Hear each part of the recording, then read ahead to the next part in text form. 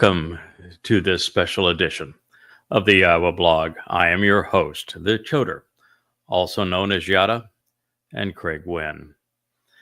Many of you who follow me on X, or more importantly on Facebook, know that earlier this week I responded to a doctor, his name is Dr. Gary, who had asked me a question about Lag BaOmer. And I gave him a fairly succinct answer, which he appreciated. And I'll share with you the question that he asked and the answer that I gave him, his response. But the purpose of this program is to present a religious response to what I had to say. And then my retort to that, which I think is instructive.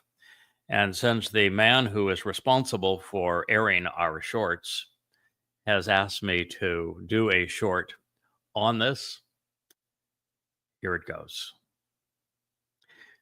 Many of you have read and shared my response to a question on Lag BaOmer, which is being celebrated in Rabbinic Judaism now.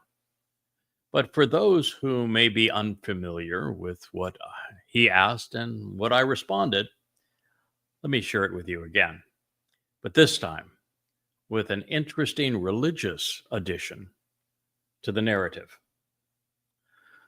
It was on X that I was asked to comment on the Bar Kokhba revolt and Judaism's resulting Lag BaOmer observation. I wrote, the Bar Kokhba, son of a star revolt, orchestrated by Rabbi Akiba in 133 CE as the father of Rabbinic Judaism, demarcates the most devastating episode between Yahweh and Yehudim. Worse than the Exodus meltdowns and the religious and political uprising suppressed by Elia. It not only prioritized Judaism and rabbis over the covenant in Yahweh. The false Messiah, Bar Kokhba, replaced the true Messiah in the lives of Jews. David played a subordinate role to Bar Kokhba.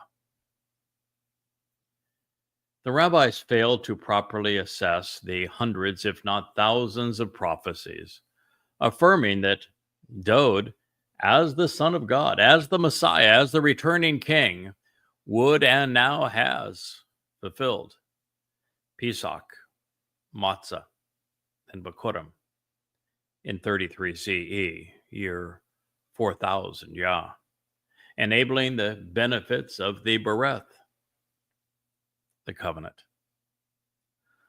Following Rabbi Shaul, Paul's counterfeit Messiah of Jesus Christ in 52 through 66 CE, it was the final straw that broke the relationship between Yahweh and Yehudim, one that I have been asked to repair.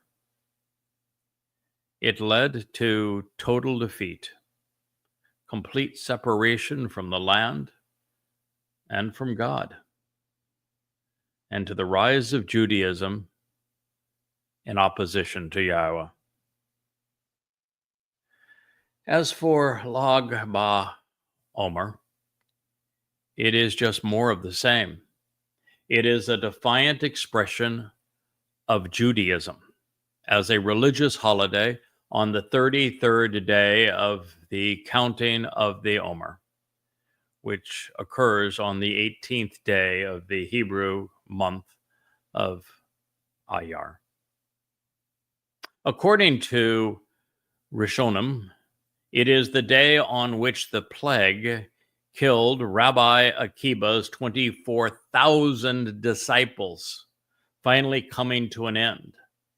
And for this reason, the mourning period of the counting of the Omer concludes on Lag BaOmer in many rabbinical communities. According to Kabbalah, this day is the Helua of Rabbi Shimon Bar Yochai, or the anniversary of his death. According to late medieval tradition, Simon ben Yochai is buried in Meron, and his association with Kabbalah and the Zohar and the formation of Rabbinic Judaism has Jews today in ancestor worship, lighting bonfires and pilgrimage to Meron in the celebration of the dead rabbi's life rather than Chag Matzah or Shabua. None of it is according to the Torah or to Yahweh. And that is the problem. Additionally, modern day Yisrael, the holiday, now serves as a commemoration of Bar Kokhba's revolt against the Romans, from which the Jews and Israel now have their star, and of course, the curse of Palestine. Yahweh loves Yehudim while despising Judaism. It is time to choose one or the other, because you can't have both.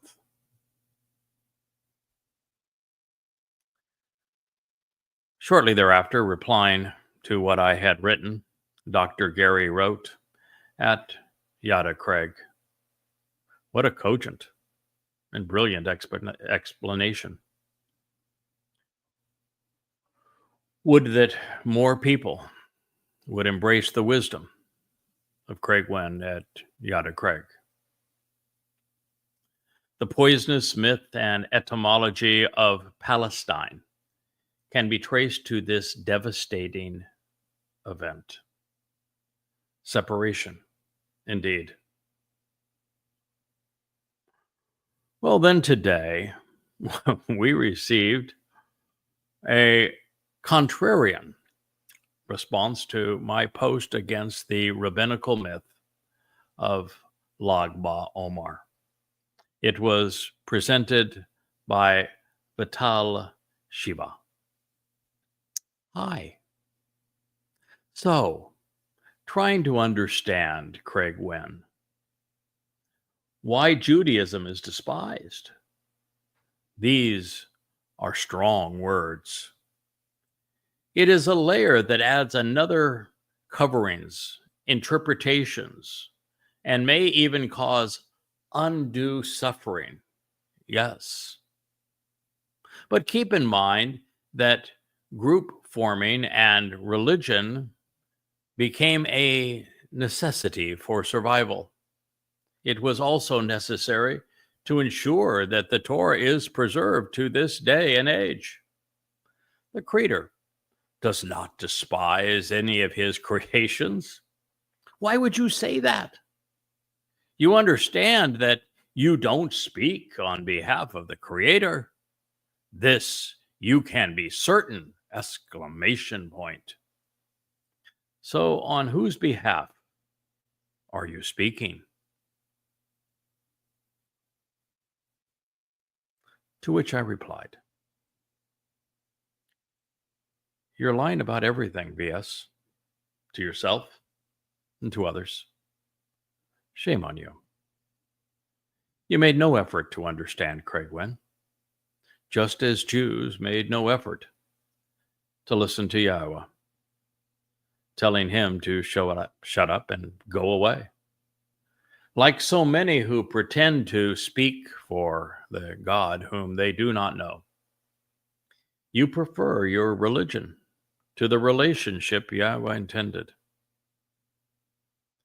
If you were actually trying, you would have listened to the Yahweh blogs, and you would have read the 35 books offered at yadayah.com. But you didn't. You don't know Yahweh's name, So you call your unnamed and unknown God the Creator. You are unaware that the most repeated theme in the Torah wa Nabiim is Yahweh's hatred of religion. You cherish what God despises. It is religion that covers over what Yahweh revealed, also that men could control others. And it is religion that has caused undue suffering, particularly Judaism, for having caused the diaspora through the false Messiah, Bar Kokhba. Rabbis trained Paul, who used what he learned from them to create the myth of Jesus, something you'd be aware of if you had read the 5 volumes of Twistianity. Rabbis failed to recognize the return of King Daud to fulfill Passover.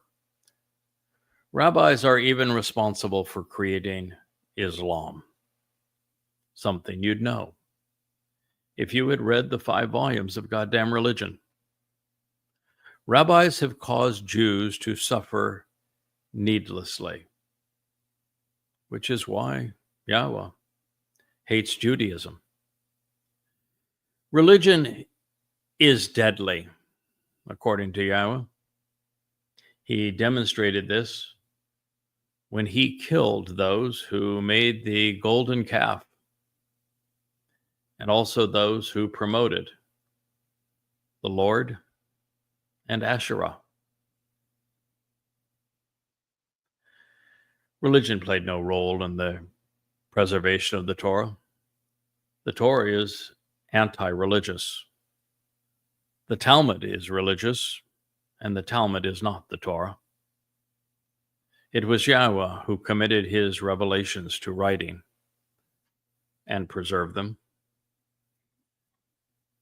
Yahweh's position is the opposite of yours, and that he overtly and consistently states how angry and resentful he is toward his people, which is why he divorced and left Israel.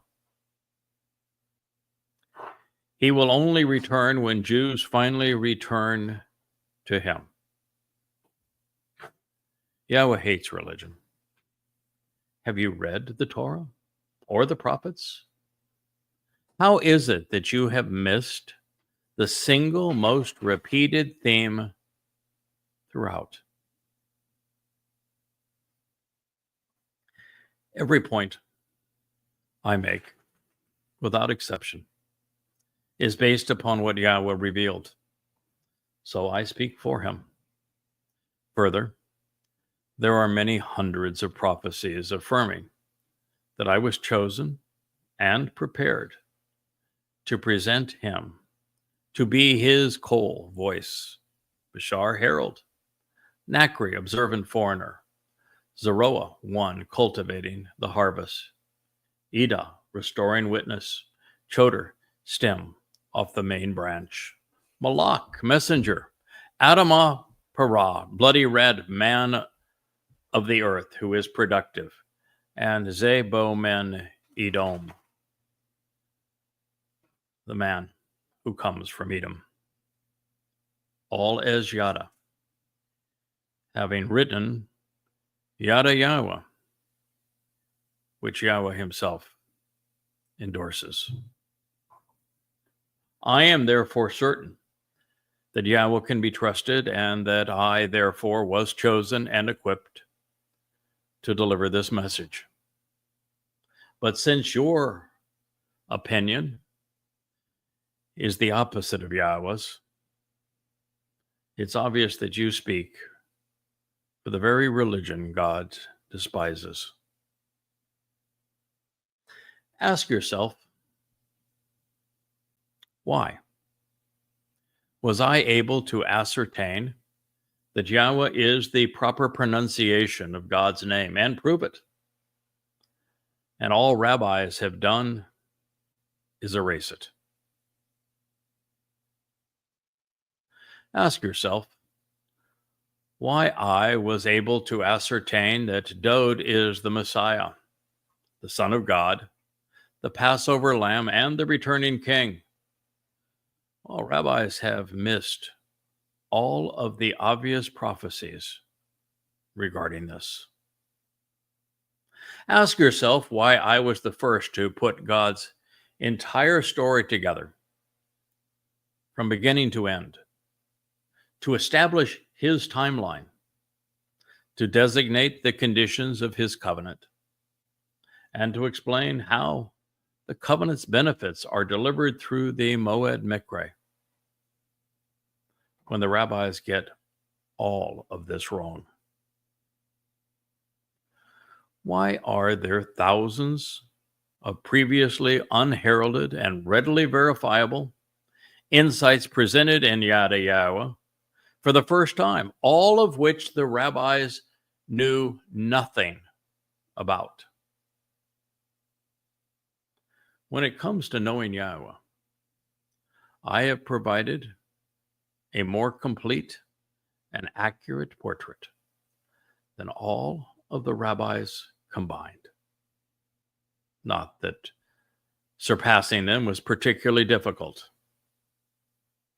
but since you prefer them and don't like what Yahweh's Choder has to say, I'll leave you to them. I thank you for listening. I am the Choder, Craig Wynn, and this has been a special retort as part of the Yahweh blog.